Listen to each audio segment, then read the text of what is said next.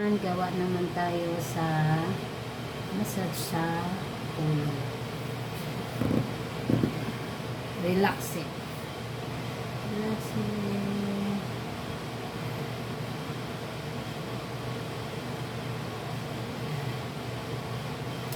Ito guys, hindi ka basta dito pindot ng pindot kasi may mga ugat tayo dyan sa mata o napaka-masilan kung ugat dyan, parang buhok lang din, baka may ipitan, mahirap na makapag-ano ka sa pasyente kasi pag maipitan niya ng ugat, ang mata naman niya is nakagano na ano yung ugat, Manginginig yung mata. Oo, manginginig. Ganun lang, mild lang. Pangpalinaw sa mata. So, pwedeng ako lang ang maghilot sa sarili O ko. pwede rin. Tanggal sa stress. Pwede ba may Tanggal sa stress. mayroon bang pampatanggal sa kulubot? Ito.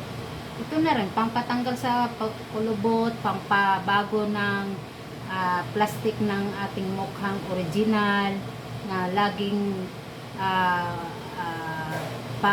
bago-bago ang plastic ng kutis. Ito lang. Yan. Original na nating kutis na parang skinon o ano. Ito lang siya.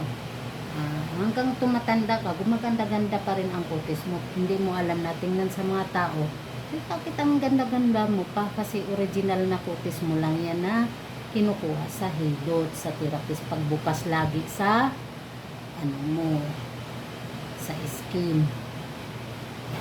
Ayan guys, Yan. natutunan. Ito naman, pag mahirapan kang huminga, parang yung feeling mo parang may pusa na hindi mo maintindihan yung hininga mo. Ito, bubuksan mo to kasi ang daming lamig na nakakaano sa ano mo sa baga, sa tubo-tubo na ano mo sa baga. Ito nakapalinaw niya. Nakakapagtanggal, matutunaw yung ano niya ng lamig-lamig sa bagay. Connected siya sa baga. Connected to sa baga. Connected sa lungs. Oo.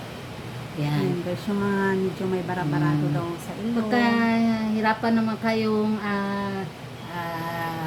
magpupo o ano, ito ano mo. Oh. Hirapan ka magpupo, ito lang. Bakit dyan malayo sa puwet? Hindi, ito talaga. Ito ang mahirapan kang magpupo. Hindi ba Tapos pupo? ito naman dito, minsan sa stress, sa ano natin, minsan nakuhaan na tayo ng ngipin kung saan man banda, ipiktado din natin dito. Kaya minsan parang nanibago yung aura natin.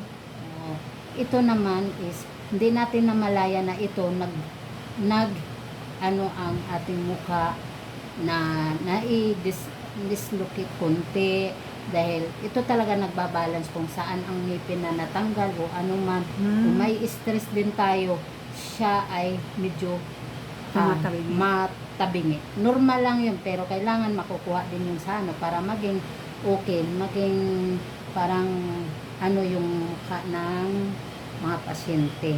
Actually ako, bagang pa lang naman yung sira. Ayan. Yan. Pag hirapan kayong matulog, ito ang hilutin nyo. Pag mahirapan kayong matulog, yan.